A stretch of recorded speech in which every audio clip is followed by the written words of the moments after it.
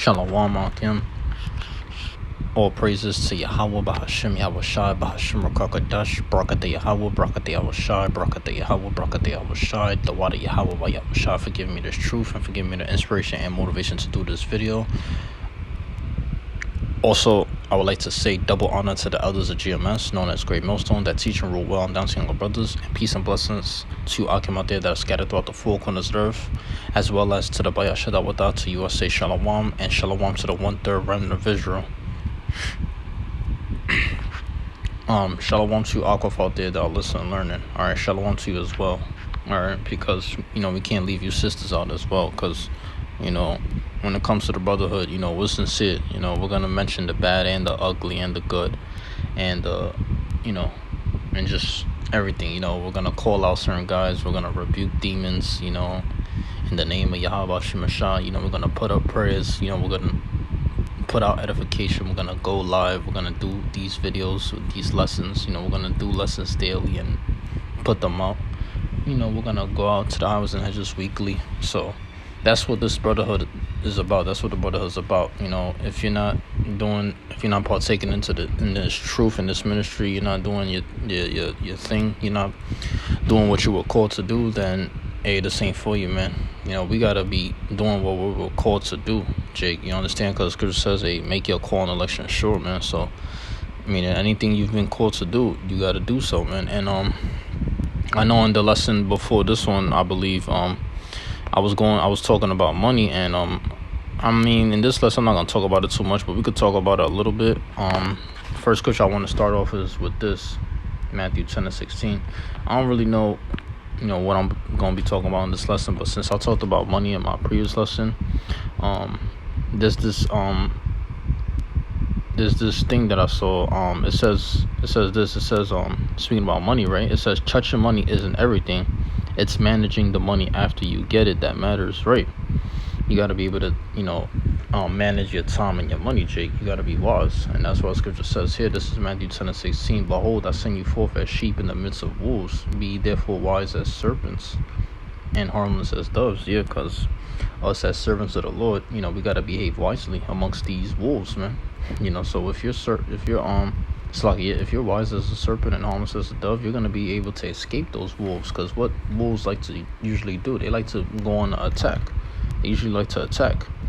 I'm going to continue with this thing right here that I see, right? This post or whatever, right? It says, it says, gaining money is an action. Maintaining money is a behavior. Multiplying money requires knowledge.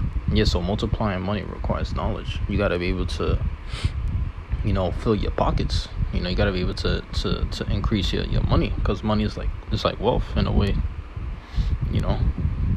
If you know how to use it, if you're able to use it the right way, So like I said, gaining money is an action. Maintaining money is a behavior, right? Maintaining money is a behavior, man. Maintaining money is a behavior, man, because when you're behaving wisely and you're doing your thing,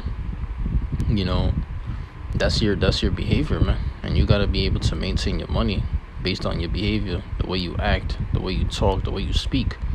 Like, if you pull up to Jake and you see his house is right, he got everything in order, his house is clean, then his money is most likely right. He's getting his check, his monthly check. Not only is he getting his monthly check, but he's working, he's getting paid every week and every day.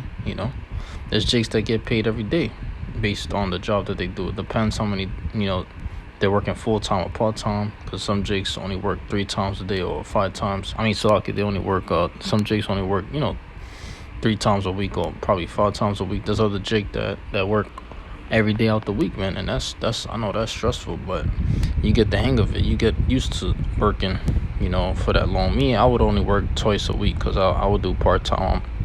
I'm not really capable of working like that. But when it comes to this truth, I'm definitely able-bodied. But I'm not going to try to work for the enemy and clean his goddamn, his world up or whatever. Because this is Esau's world we're in right now. So I'm not going to try to, because once I was a janitor, I was a custodian. So I had to clean these certain buildings and these places, certain floors. I had to go to each floor. I had to clean the bathrooms and stuff. It wasn't stressful, because like I said, I was doing part-time. So if I was doing full-time, I'd probably be complaining. But there's no reason to complain whether you're doing full time or part time because the money is gonna come in regardless. I was still getting paid a lot. I was getting paid like 26 an hour. So shout out to the Most High and His only begotten Son, because for them getting me a job. Because at the end of the day, it's Yahweh Shemashah's will. Let the Most High's will be done. At the end of the day, if you get a job, that's the Most High's will. And some J's don't even get jobs. They wait till they get old to start a job or to move into a place. And these chicks, man, they live with their parents. But I'm guilty of that too. But it ain't a problem living with your parents, actually, man. Especially if your parents are like, I'm not gonna say Christian or whatever, but if they're spiritual in a way and they know the scriptures and your family, right, they know they Israelites and stuff, and or just if your family, it could be whatever, really. If your family is all fit and they got good body shape, like everybody in the house is in good shape and they eating the right food, that's a good thing too. Because you'll run into a Jake family that they're all like fucking obese, man, and that's horrible to see, man. None of that is gonna be seen in the kingdom. That's not gonna be in the kingdom. Us seeing that where people are fucking obese, especially all people. Come on, man, that's fucking hell, bro. There's another saying right here. Well, this story I seen and I uploaded it to my story, because when I see stuff like this, I upload it and I save it to the archive. But yeah, this says gotta train the mind and body to stay strong by working out and keeping the mind positive. Right, so when you work out and your family work out, then it benefits the whole family. It could be one Jake that he's good in when it comes to that stuff. He's into working out and he motivates his family, he pushes his family to do the same thing. Hey, there's Jakes like that, bro. So you gotta be able to train the mind, the body, and the soul, Jake. Hey, well, speaking about that, we ought to serve the Lord with our mind, body, and soul. I believe there's a scripture like that. Salakia, damn, man, I don't know why it's not popping up. Let me see. Yeah, this is Matthew 22:37. Yahweh shall saith, Salaka said unto him, Thou shalt love the Lord thy God with all thy heart, and with all thy soul, and with all thy mind. Yeah, so this is what we gotta do, bro. That's what we gotta do, Jake. It's important, So, don't get weak at all, man. You gotta remain strong. You gotta stay strong in this thing, man, because this is a fight. This is a spiritual warfare one, Let me see if I can find that spiritual warfare. I don't think this is an exact scripture on spiritual warfare, but I know it mentions the weapons of our warfare, right? Well, this is a good one too. Hey, shit, I might as well read it. This Isaiah 40:2. It reads, Speak ye comfortably to Jerusalem and cry unto her, right? Comfortably, comfortably, comfortably, comfortably. No, Salakia, man. Tongue twister, man. I'm kind of getting it wrong. I'm trying to get it right, because when it comes to pronouncing words, I like to pronounce it the right way. I don't want to try to pronounce things wrong, but let me see if I can pronounce that. Comfortably. Yeah, comfortably. There you go. Because it's like you gotta leave out the when you say tably, you can't say comfortable. You can't say comfortably. Well, I mean, in a way you can. I mean, depends. Comfortably, you have to say it like that. Comfortably, not comfortably. Some people say it like that, comfortably. But it says, Speak ye comfortably. There you go, right? To Jerusalem and cry unto her that her warfare is accomplished, that her iniquity is pardoned, for she have received of the Lord's hand double for all sins. Yeah, so this place is going to be trodden down. It even talks about Jerusalem being trodden down of the Gentiles in the last days or something like that, meaning these devils, they're going to invade. And, right now you got Israel and Iran going to war, also Gaza. That was happening like crazy last year, man. It was crazy. Iran, I believe, or Gaza, something had to do with Israel being at war. So it's all popping off. But it was crazy during 2022, I'm not going to lie.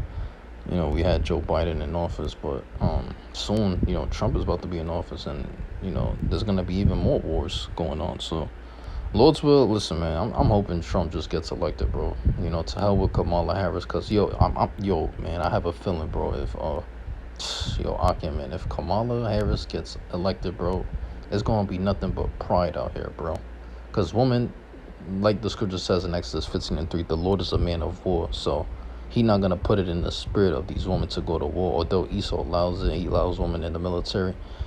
That's not in Eve's spirit, bro, to go to war. That's not in these females' spirit to go to war. They don't do that. They're not spiritually prepared, and their mentality is not right, bro. These women are prideful, and all they're known for is shaking ass, man, really. But I mean, there's women that exercise, but very rarely do you see women exercise and do things that are like really beneficial to their body and their health. But really, what women are good for is cooking and taking care of the kids and cleaning. That's what they are known for, and that's what they should be good for doing, but like I said, Esau allows this feminist shit and this bullshit happen, and it's just crazy out here. But like I said, if Kamala gets elected, it's barely gonna be any war going on. And how the hell can World War III pop off if she gets elected? I mean, come on, bro. I mean, which makes the other nations like, hey, we could attack this bitch anytime. They got a woman president. Shit, we about to attack America like it's nothing, because they don't, that in a way there still will be war, and possibly if she gets elected, World War III could still pop off and happen, because these other nations, they're looking at Kamala Harris like, bro, she's weak, she's nothing, we about to attack, and that's what they're gonna do. They're gonna attack America. But if Trump gets elected, there's gonna be much more war. There's gonna be even more wars, but they're gonna kind of back off and say, oh shit, this is Trump though we're messing with. So because Trump, he's the type, you could tell, even Joe Biden, they're the type to retaliate, because that's what men are known for. They're known for retaliating, and men go to war, actually. So but like I said, they're gonna kind of back off, but definitely World War III is gonna pop off if Trump gets elected too. So, but like I said, it's gonna be even much more war. There's gonna be more rumors of wars. There's gonna be more wars and rumors of wars. Riots and chaos and anarchy and like it's gonna be like the purge out here, bro. It's gonna be crazy. But yeah, this is 2 Corinthians 10:4. It reads, for the weapons of our warfare are not carnal, but mighty through the Most High to the pulling down strongholds, right? The weapons of our warfare are not carnal, it's spiritual in a way, because it is spiritual, because the word of the Lord is likened unto a two-edged sword, which is spiritual. This is a spiritual sword that we carry, which is the Bible. So the weapons of our warfare is talking about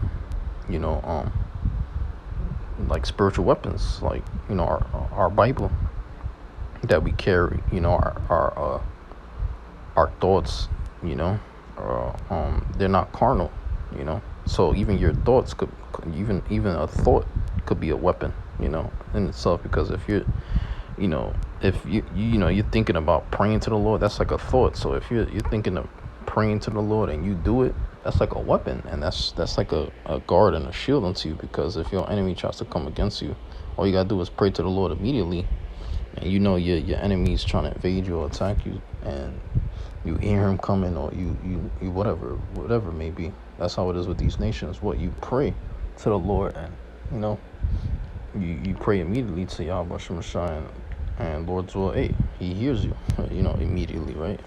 Lord's will, he hears you. But yeah, the weapons of our warfare are not carnal. It's talking about the weapons of spirituality that we carry, like our Bible, even our thoughts. The fruit of spirit. The fruit of spirit could be like a weapon, because you're against wickedness when you dwell within the fruit of spirit. So in a way, yeah, man. Prayer is like a weapon. So. But these devils, they attack us through food too, because they're poisoning the food. So it's like a weapon too, food in a way too, But yeah, that's the point, brothers.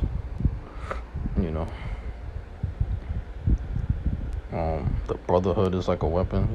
We have the brotherhood, and this is really like a spiritual army that the Lord has set up. How much more in the heavens, the actual angels and stuff. But yeah, with that being said, till next time, Akim, Yahweh Shem Shabrak, down to the leg. Shalom.